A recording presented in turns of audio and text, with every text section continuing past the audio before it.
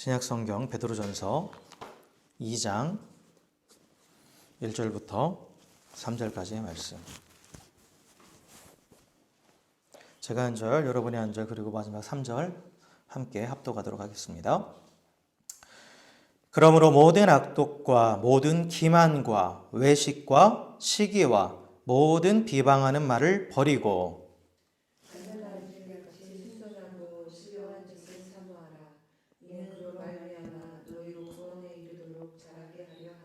함께 읽습니다.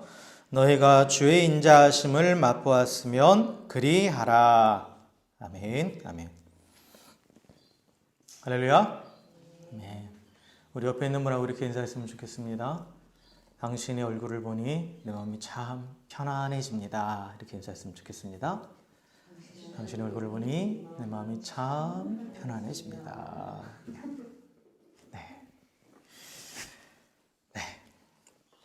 우리 계속해서 이렇게 온라인으로 예배를 드리고 있는데 사람은 참 적응력이 뛰어나죠. 그래서 좀 점점 익숙해져 가는 것 같아요.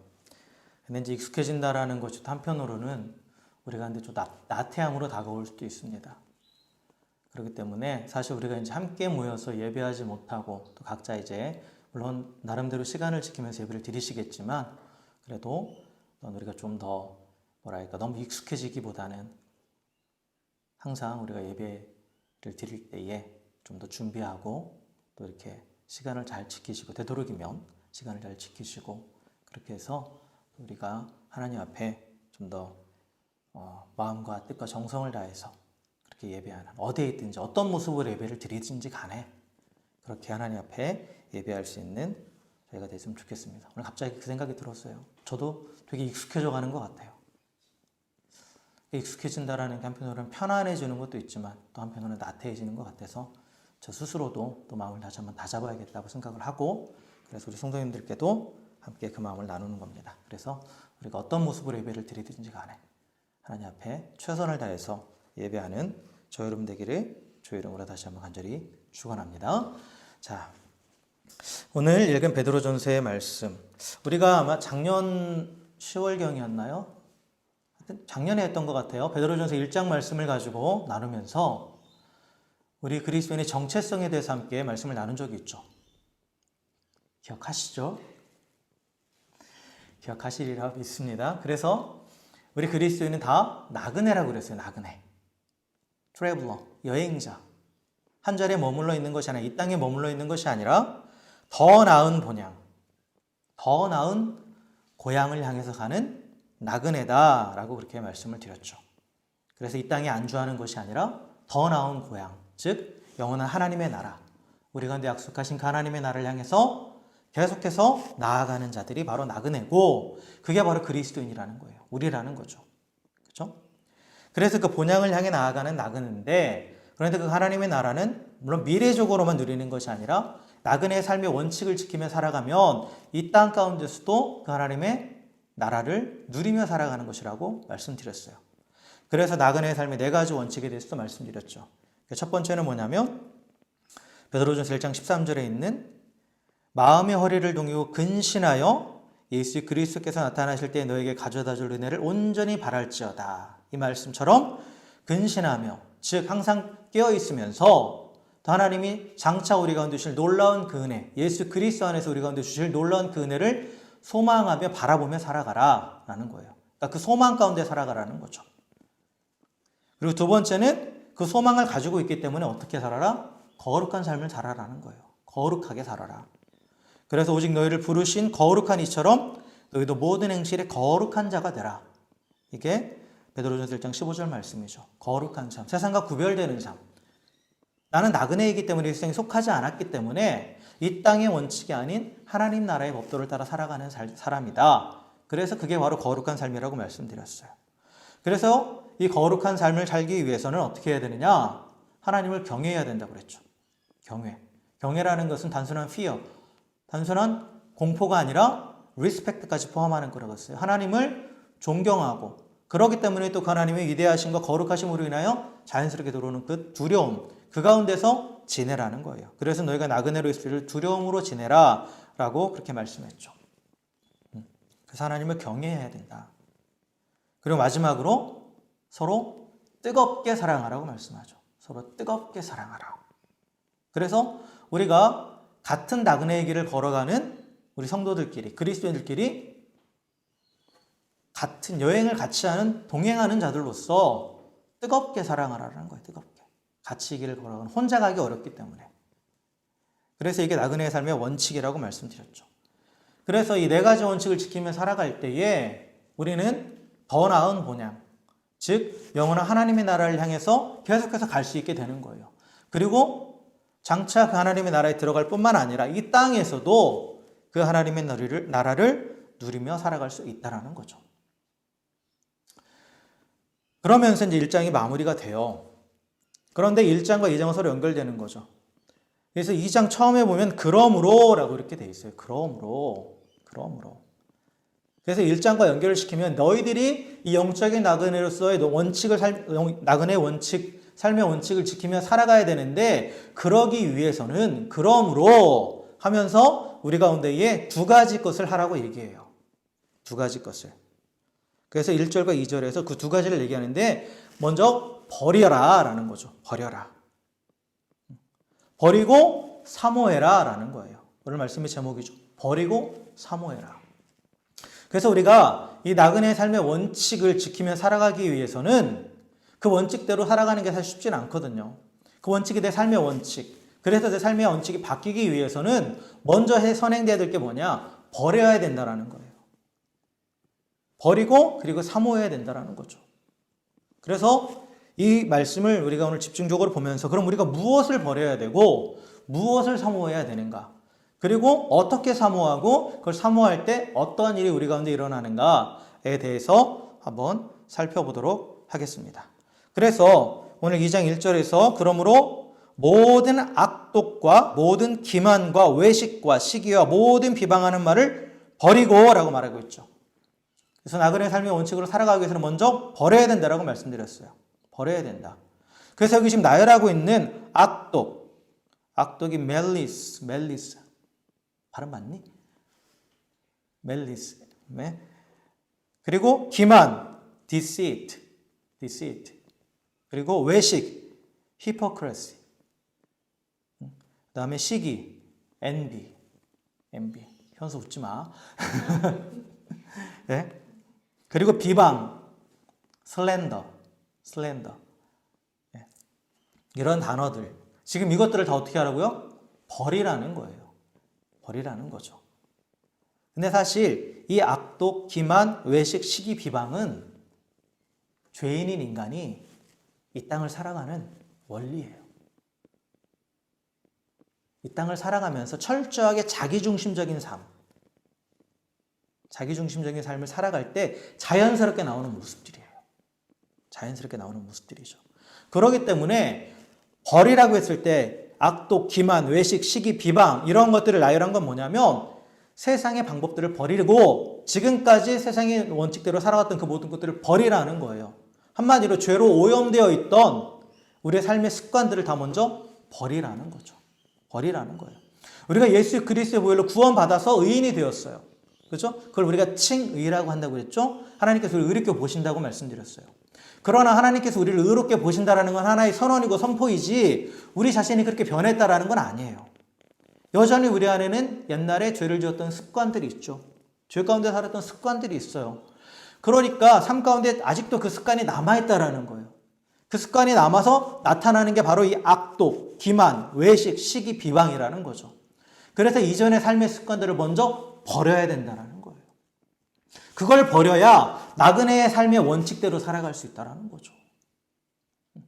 그 습관 그대로 가지고 있으면서 나그네의 삶의 원칙대로 살아갈 수 없다는 거예요.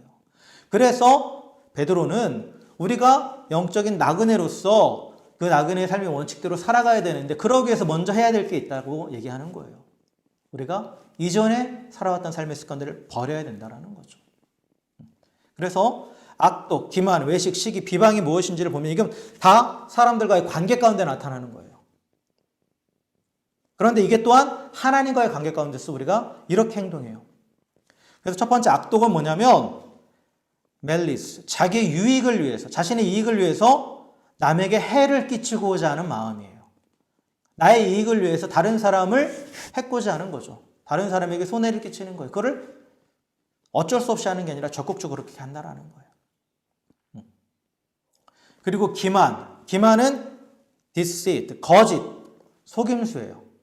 그래서 나쁜 의도를 가지고 남을 속이는 거죠. 나쁜 의도를 가지고. 즉 나의 이익을 위해서 남을 속이는 거예요. 그래서 기만, 이 거짓 속임수는 결국 어디에 연결되냐면 마귀와 연결되는 거예요. 성경은 마귀를 뭐라고 말합니까? 거짓의 아비라고 나오는 거죠. 거짓의 아비. 그래서 죄 가운데 있는 인간은 마귀의 자식이라고 예수님 분명히 말씀하셨어요. 마귀의 영향력 아래 있다라는 거예요. 그렇기 때문에 거짓을 하는 거예요. 악독도 마찬가지고. 거기서부터 오는 거예요. 그 다음에 외식. 외식에 대해서 많이 말씀드렸죠. 외식은 겉과 속이 다른 거죠. 겉과 속이 다른 거예요. 겉은 칠하고 막 꾸미는데 속은 여전히 더러운 거죠.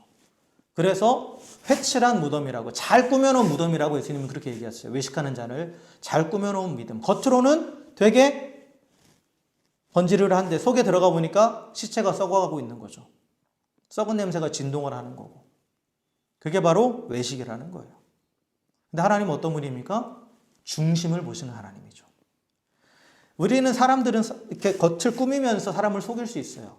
그렇죠? 속이기 위해서는 겉을 꾸며야 되죠. 그러나 하나님은 중심을 보시는 분이에요. 그렇기 때문에 절대 속지 않으시는 분이죠. 그리고 시기는 뭡니까? 시기, envy, 질투죠, 질투. 다른 사람의 이익이나 성공에 대해서 불쾌해하는 거예요. 불쾌해하는 거죠. 다른 사람이 잘 되는 것에 대해서 불쾌해하는 거죠. 우리말에 그런 속담이 있잖아요. 뭐죠? 사촌이 땅을 사면 배가 아프다고. 그래서 그런 말도 하죠. 한국 사람은, 이건 좀 민족적인 비하적인 발언인데 그냥 우스갯소리로 좀 들어주세요. 한국 사람은 배고픈 건 참아도 배 아픈 건 못 참는다고. 왜 시기합니까? 다른 사람이 그럴 자격이 없다고 판단하니까 시기하는 거예요. 그걸 누릴 자격이 없다고 판단하니까. 그러면서 또 스스로에 대해서 내가 저 사람보다 더 나은 데라고 생각을 하니까. 그러니까 시기하는 마음은 기본적으로 그 안에 뭐가 있냐? 상대방을, 사람을 판단하는 마음이 있다라는 거죠. 판단하는 마음이 있다라는 거예요. 그래서 예수님이 우리 보고 판단하지 말라고 그러셨죠. 우리가 판단하는 그 판단, 그 비판하는 그 비판으로 하나님께서 우리를 판단하신다고. 내가 스스로 자격이 있고 저 사람은 자격이 없다고 생각하기 때문에 우리가 판단하고 또한 그 사람이 잘 되는 것에 대해서 시기하는 거예요. 자, 그리고 비방이 있어요. 비방, 슬렌더. 그래서 비방은 뭐냐면 일부러 다른 사람의 인격을 공격하는 거예요. 다른 사람을 일부러 공격하는 거죠. 그게 이제 말로 공격하는 거예요. 말로.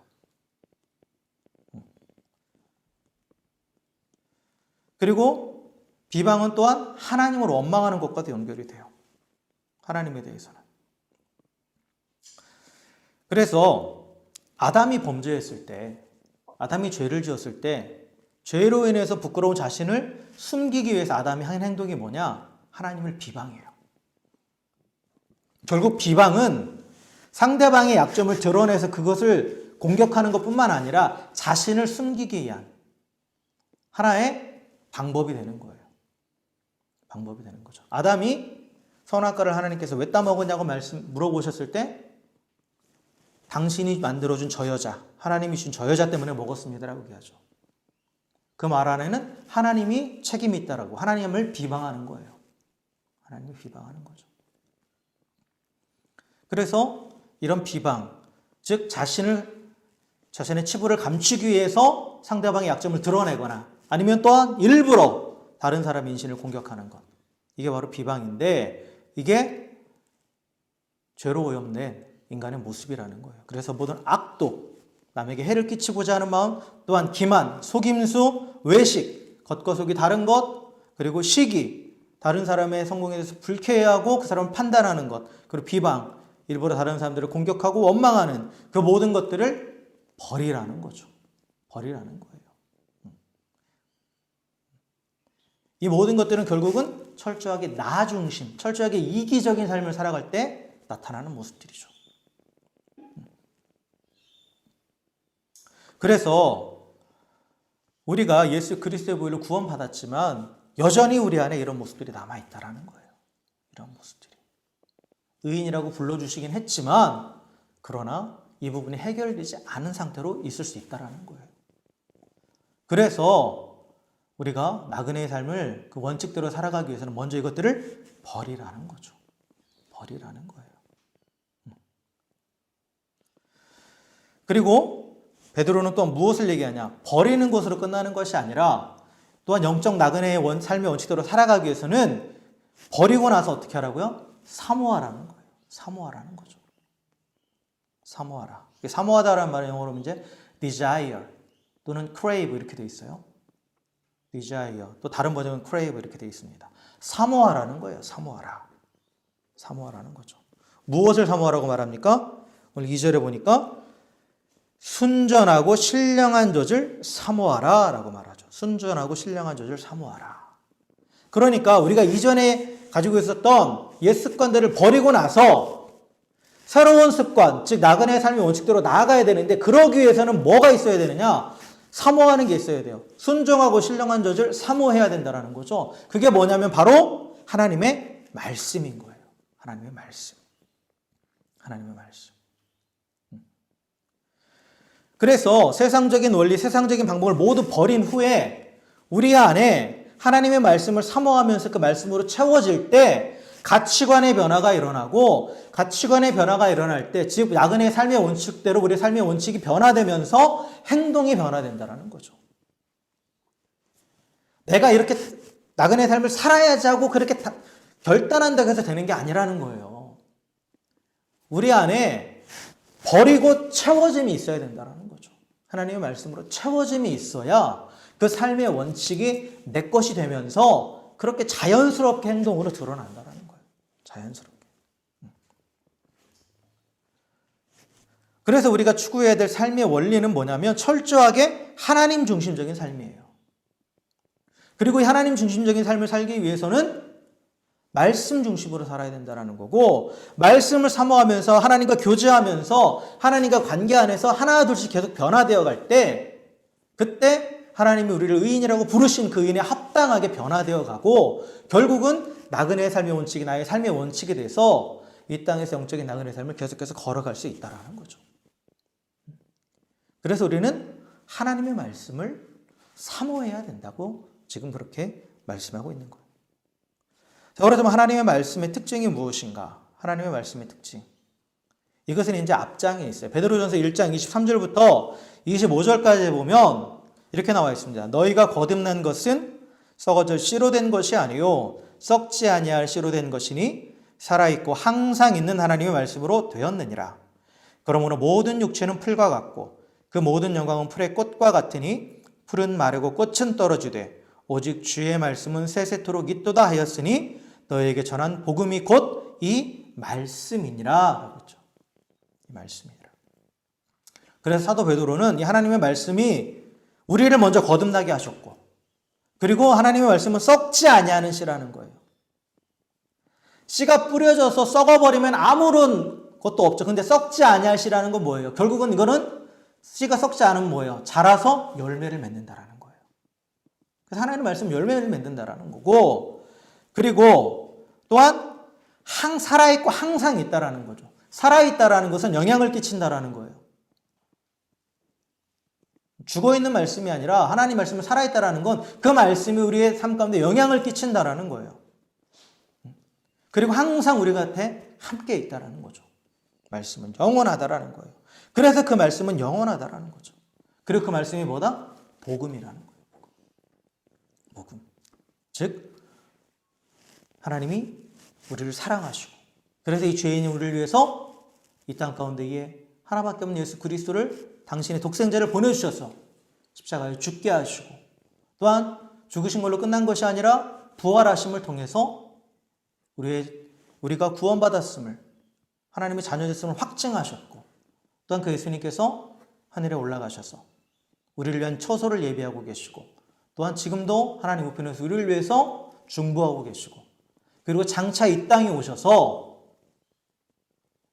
심판하실 것이라는 그 복음을 믿는 자들.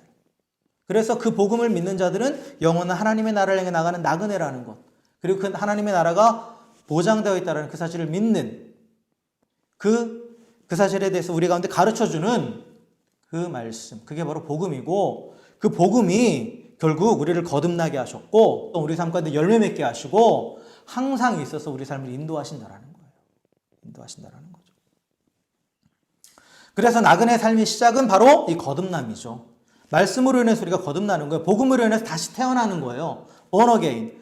그래서 말씀, 성령의 활동을 통해서, 그래서 말씀이 우리 가운데 복음을 제시하고, 그래서 말씀을 우리가 깨달을 때 우리가 죄인임을 알게 되고, 그래서 우리가 회개하게 되고, 우리가 예수 그리스도께 나아가게 돼서 예수님을 믿게 만드는 거죠. 그래서 그 말씀 우리 가운데 역사하셔서 우리가 구원받았고, 그래서 성령의 확증하심으로, 성령의 보증하심으로 우리는 나그네의 삶을 시작하게 되었다는 거예요. 그리고 그걸로 끝나는 게 아니죠. 이 말씀은 또한 썩지 아니하면서 우리 가운데 항상 함께 하셔서 우리 가운데 이 말씀이 능력으로 나타나면서 또한 우리에게 목적지를 보여주시고 우리의 길을 인도하시는 분이에요. 그래서 시편 119편 105절의 말씀은 주의 말씀은 내 발의 등이요 내 길의 빛이니이다 라고 이렇게 얘기하고 있죠. 그래서 우리 인간은 철저하게 내 뜻과 내 의지대로 사는 것이 아니라 하나님 말씀대로 살아가는 존재라고 말씀드렸어요. 그래서 우리는 날마다 생명나무, 생명의 말씀을 먹음으로 하나님께서 우리의 삶 가운데 예비하신 그 모든 것들을 깨닫고 그 길을 걸어가는 존재라고 말씀드렸죠. 그래서 말씀 우리 가운데 목적지를 제시하고 그리고 그것으로 인도해 주는 역할을 한다는 거예요. 또한 말씀이 우리를 보호하신다고 얘기하죠. 하나님 말씀 우리를 보호하시는 거예요. 사도행전 20장 32절에 보면 사도 바울이 에베소 교회 장로들과 마지막 이별을 하면서 자신이 이제 다시는 당신들을 내가 이제 다시는 너희들을 보지 못할 것이라고 얘기하면서 그들을 위해서 기도하는데 뭐라고 기도하냐면 지금 내가 여러분을 주와 및 그 은혜의 말씀에 부탁하노니 그 말씀이 여러분을 능히 든든히 세우사 거룩하게 하심을 입은 모든 자 가운데 기업이 있게 하시리라 라고 이렇게 하면서 그들을 위해서 기도하고 있어요. 뭐냐면 내가 다 너희들과 함께 하지 못하지만 너희들을 누구에게 맡긴다고요? 주, 즉 하나님이죠. 하나님과 그의 말씀에게 맡긴다라는 거예요. 그러면서 그 말씀이 우리를 든든히 세워주시고 그래서 그 하나님의 나라를 향해서 나아가게 하는, 그래서 장차 그 하나님의 나라를 기업으로 얻게 하는 그러한 동력이 된다라고 그렇게 얘기하는 거죠. 그래서 하나님의 나라를 향해 가는 그 길, 이 나그네의 길에는 시험과 환난과 고난이 있습니다. 그런데 하나님의 약속의 말씀은 우리가 그 길을 잘 걸어갈 수 있도록 우리와 함께 하시고 우리를 보호하시고 우리를 세워주신다라는 거예요. 하나님은 그 약속을 반드시 지키시는 신실한 하나님이시죠. 하나님의 말씀은 1.1획도 땅에 떨어지는 것이 없이 반드시 다 그대로 이루어진다고 말씀하셨어요. 그렇기 때문에 하나님은 우리가 장차 그 하나님의 나라의 기업을 받을 때까지 말씀으로 우리를 지키시고 또한 인도하셔서 그 말씀이 우리 가운데 이루어지게 하시는 분이라는 거예요. 그래서 우리가 그 하나님의 말씀을 계속해서 사모해야 된다는 거죠. 사모해야 된다는 거예요.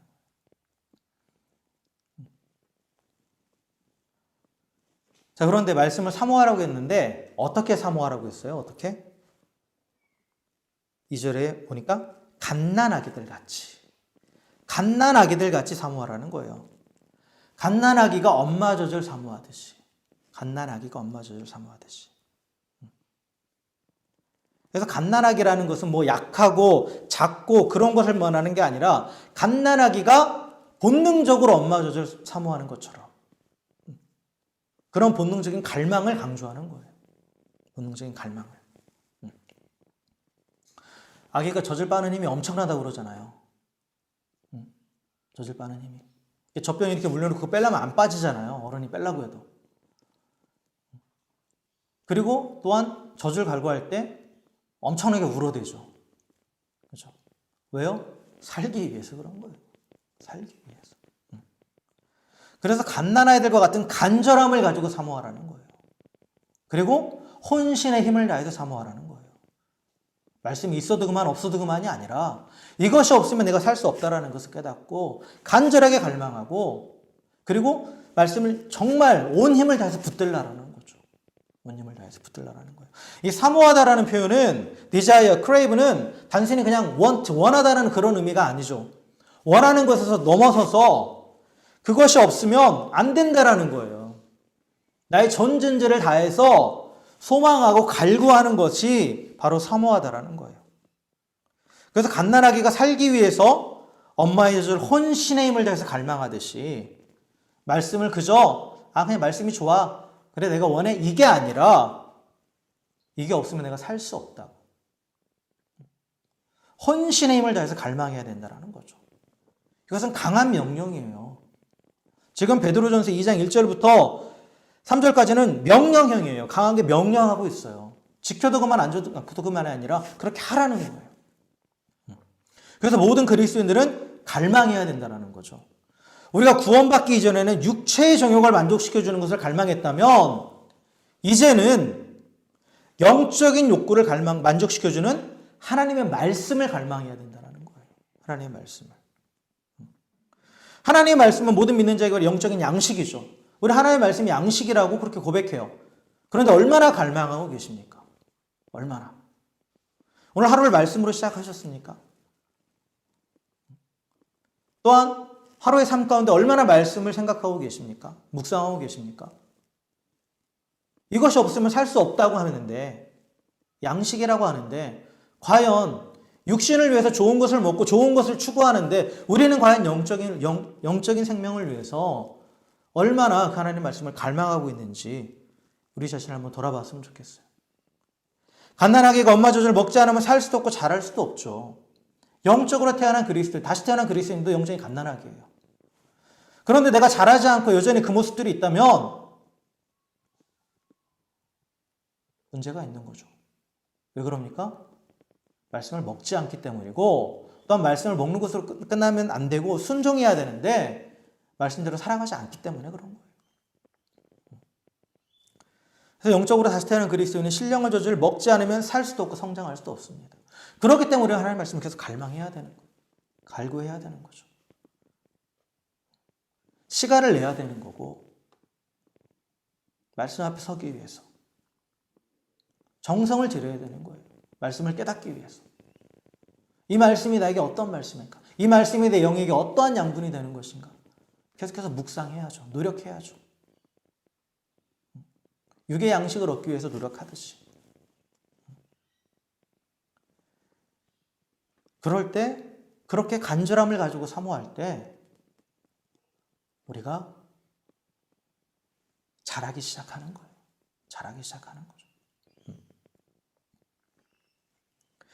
그리고 우리가 이 말씀을 사모할 때 또한 우리 가운데 이 말씀이 어떤 역할을 하냐면 이 베드로가 3절에서 보면 너희가 주의 인자하심을 맛보았으면 그리하라 라고 말씀하고 있죠. 우리가 말씀을 그리하라는 거 말씀을 사모하라는 거예요. 말씀을 왜 사모해야 되느냐? 주의 인자하심을 맛보았으면 사모하라는 거예요. 이게 무슨 얘기냐면 이 인자하심을 맛보다 이 말씀은 사실 구약성경 다윗의 시편의 말씀을 인용한 거예요. 다시 시편 34편에서 이렇게 말하고 있거든요. 너희는 여호와의 선하심을 맛보아 알지어다. 그에게 피하는 자는 복이 있도다 라고 했죠. 즉 여호와의 선하심을 맛보아 알지어다. 주의 인자하심을 맛보았으면 이건 같은 말씀이에요.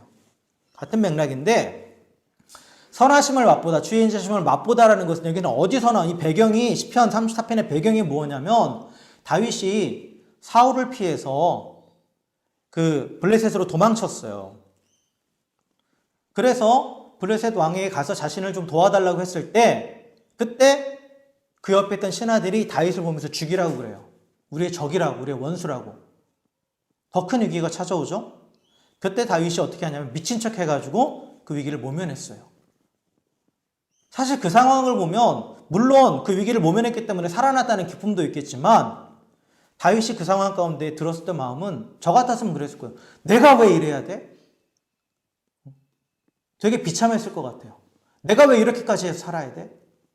비참했을 것 같은데 그때 지은 시가 이 시편 34편이에요. 그러면서 여호와의 인자하심을 맛봤다라고 얘기해요. 여호와의 인자하심을 맛봤다.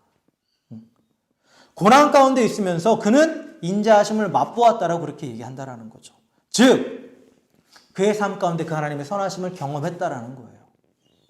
그래서 비록 언제 끝날지 모르는 고난 가운데 있음에도 불구하고 그는 다른 사람들한테 그렇게 권하는 거예요. 여호와의 인자하심을 맛보아 알지어다라고 말하면서 그 처지를 보면 그렇게 고백할 수 있는 처지가 아닌데 오히려 다른 사람들을 향해서 너희도 여호와의 인자하심을 맛보아 알지어다라고 그렇게 얘기하고 있어요. 그러니까 이 시편을 인용했다라는 것은 베드로가 의도가 있는 거예요. 무슨 의도냐면 지금 이 베드로 전서를 받는 당시 성도들은 다윗과 같은 고난 가운데 있었어요. 네로의 대핍박 가운데 있었던 그런 성도들이에요. 그런데 너희들이 이 고난 가운데 있지만 하나님의 말씀을 사모할 때 그 말씀 안에 거하면 그 하나님이 얼마나 크고 인자하신지 맛보아 알게 될 것이다. 그래서 너희가 이 고난들을 이겨낼 수 있다. 라고 지금 그렇게 얘기하는 거예요. 그래서 하나님의 말씀은 우리의 삶의 원칙, 우리가 나그네의 삶을 살아가는 삶의 원칙대로 우리의 속사람을 변화시키지만 그걸로만 끝나는 것이 아니라 지금 현재의 삶 가운데서 우리가 당하는 그 고난들을 이겨낼 수 있는 힘을 준다라는 거예요. 말씀을 통해서 여호와 하나님의 선하심을 깨닫게 되는 거고 그 하나님의 인자하심을 깨닫게 된다는 거죠. 그것이 지금 현재를 살아갈 수 있게 하는 힘이 된다는 거예요. 비록 엄청난 고난 가운데 있다 할지라도. 그래서 우리가 하나님의 말씀을 계속해서 더 사모해야 된다는 거죠. 하나님의 선하심과 인자하심을 우리가 경험할 수 있는 통로는 하나님의 말씀이라는 거예요. 지금 내 현실의 상황이 아니라 그 하나님의 말씀을 보면서 하나님이 어떤 분이라는 것을 더 깨달아 알아갈 때 그 하나님이 나의 하나님을 깨닫게 되면서 내 현실의 문제들이 다시 해석이 되기 시작하고 그 가운데 하나님의 선하심과 인자하심을 발견하게 되는 거예요. 그래서 베드로가 하나님의 말씀을 갓난아이처럼 사모하라는 거예요. 단순히 삶의 원칙을 바꾸기 위해서뿐만 아니라 지금 현재적으로도 여호와의 선하심과 인자하심을 맛보기 위해서 그렇게 하나님의 말씀을 사모하라는 거죠.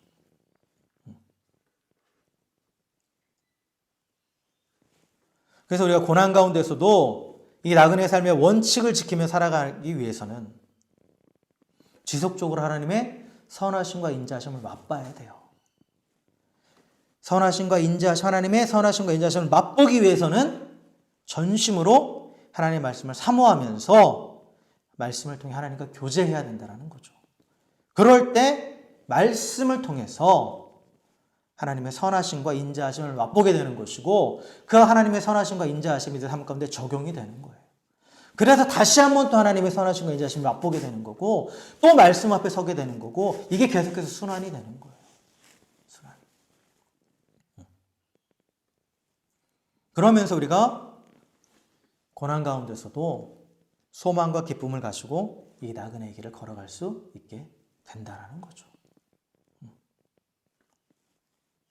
그래서 우리가 나그네의 삶의 원칙을 지키며 살아가기 위해서 하나님의 말씀을 사모해야 되는 것이고 또한 그 원칙을 지키며 살아가는데 당할 수밖에 없는 그 고난을 이겨내기 위해서는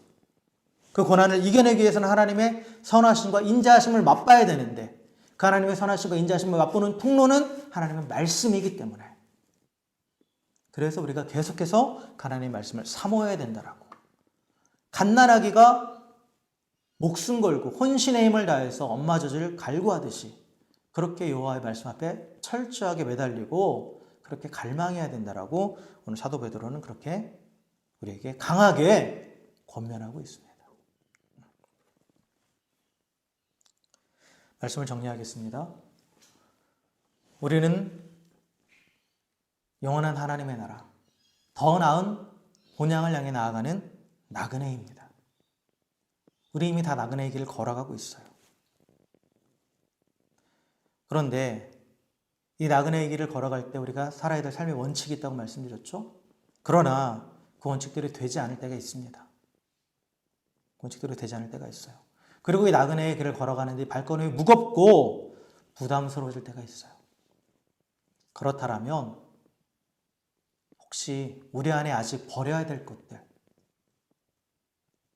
옛 습관들, 죄에 오염되어 있던 우리의 모습들 가운데 버리지 않은 것이 있는지 한번 그걸 먼저 살펴보십시오.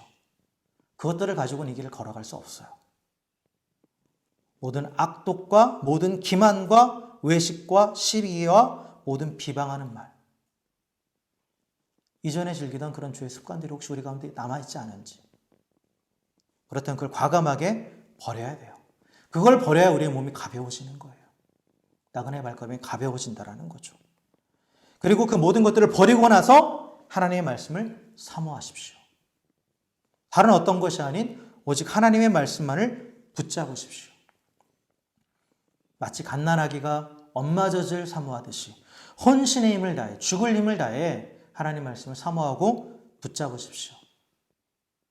그럴 때 하나님의 인자하심과 그 선하심을 현재적으로 맛보게 될 것이고, 그러면서 또한 나그네의 삶의 원칙이 우리 삶 가운데 확실하게 세워질 것이고, 우리의 가치관이 변화되어서 결국 삶이 변화되는 그 놀라운 말씀의 능력을 경험하게 될 것입니다. 우리 발걸음이 가벼워질 것이고 소망 가운데에 더 나은 분양을 향해 나아가게 될 것입니다. 오늘 베드로의 권면처럼 모든 악독과 모든 기만과 외식과 시기와 모든 비방하는 말을 버리고 갓난아기들 같이 순전하고 신령한 젖을 사모하여서 그리스도 예수의 날까지, 또 주 앞에 서는 날까지 날마다 주의 인자하심과 선하심을 맛보며 또한 나그네 삶의 원칙대로 이 땅을 살아가며 승리하며 살아가시는, 그래서 영원한 하나님의 나라를 향해 나아가고 이 땅 가운데서도 그 하나님의 나라를 누리시는 저 여러분 되기를 다시 한번 주의 이름으로 간절히 축원합니다. 함께 기도하겠습니다.